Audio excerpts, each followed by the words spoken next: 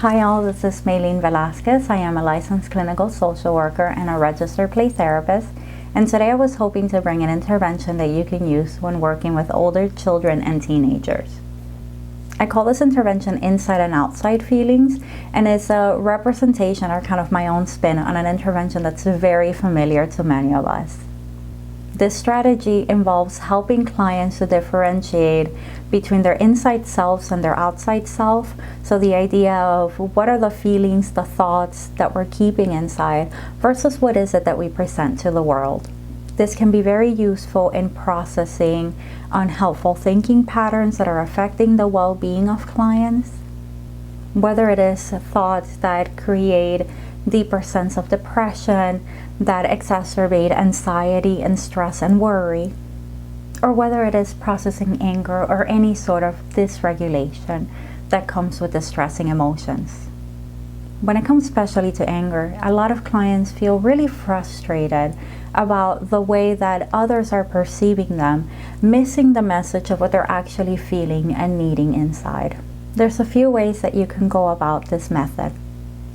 The first one is presenting clients with a basic drawing of a brain and lips. So this represents what I think about and what I actually say, and helping clients to use lines, shapes, colors, words to represent their thoughts and what's happening inside their mind. And then to connect it with what is it that you show on the outside. So what is it that you say? And how is it that you behave? Let's think about a situation where a teenager is experiencing a lot of conflict in the dynamics with one of their parents or grandparents. And so maybe something that you can explore here is when you experience this with your dad, what is going through your mind? What kind of thoughts are you having? What kind of ideas are coming up? What are you remembering? What are you feeling inside your body? I really like the idea of representing what we're feeling and experiencing also with a representation of the brain. I find that really, really useful when working with clients specifically that are experiencing severe mental health conditions like depression or bipolar disorder, to help them understand that even though we think of mental health as if it's somehow separate from physical health, everything that we experience and feel is regulated in our brain.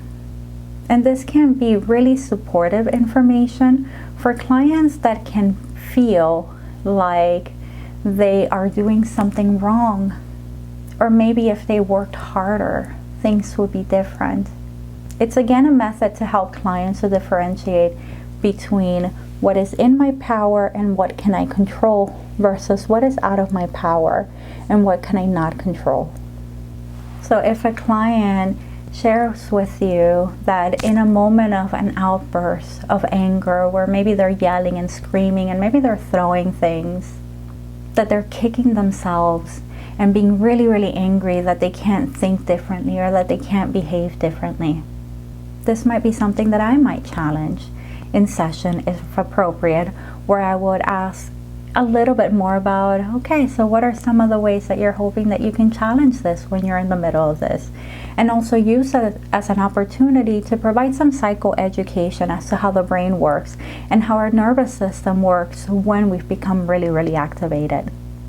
Aside from using lines, shapes, and colors to have clients represent the difference between what they're thinking and what they're expressing, I like to have clients show me a little bit of their lives. So this can be having them show me a song that represents what they're thinking and a song that represents what they're expressing and what other people are seeing. Whether it's two different songs or one song with different parts that represent what the client is feeling and the conflict that's created within them. If we're working via telehealth, I might do a screen share and we might view that video that the client pointed out and kind of have different clips to process. Sometimes there might be a little funny video that the client might want to show me that represents what they're thinking and feeling and expressing.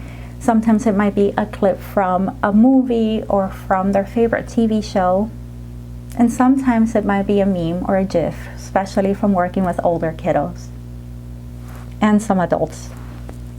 I really like the idea of providing a lot of different options for processing thoughts, feelings, and emotions that will help the client become engaged and that will help them to feel a sense of freedom. In here, they can choose, which I hope then turns into in here, they can express those parts of themselves that they're scared or concerned or embarrassed or ashamed to show to other people. As we create a sense of safety, we help clients to process difficult emotions with the goal of helping them to integrate healthy patterns of expressing themselves and more helpful patterns of thinking. And importantly, the sense of I have a safe place where I can be myself. I find that the more we do that in the therapeutic space, the more that the client then can internalize that and can then be able to do that in safe relationships outside of the therapy space. Once we have processed what is going on in the outside world and in the inner world, then we engage in a little bit of processing before ending session, which involves, how was this intervention for you?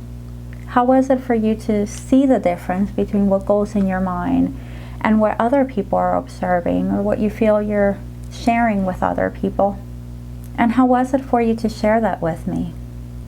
If you can show this processing that you did to anyone else in your life, who would it be? And what is it about that person that makes you feel safe? How do you imagine that they would respond to you? If there's no one that the client feels comfortable sharing it with, then I would ask, who would you like to share it with? Even if you decide not to. This person that's important for you in your life, how do you wish that they would respond to you? And how do you imagine that they're going to respond to you? Because those questions as a clinician are going to give you information as to what are the family dynamics and what are the things that you need to continue working on to support your client, and if appropriate, to support the loved ones in the client's lives that might come to session, that might be integrated later on into treatment, or that you might at some point give a therapeutic assignment to the client to help strengthen that relationship if appropriate, depending on your client's age, of course, and depending on whether what the client is hoping will happen is realistic and reasonable. So this was a brief example of inside and outside feelings.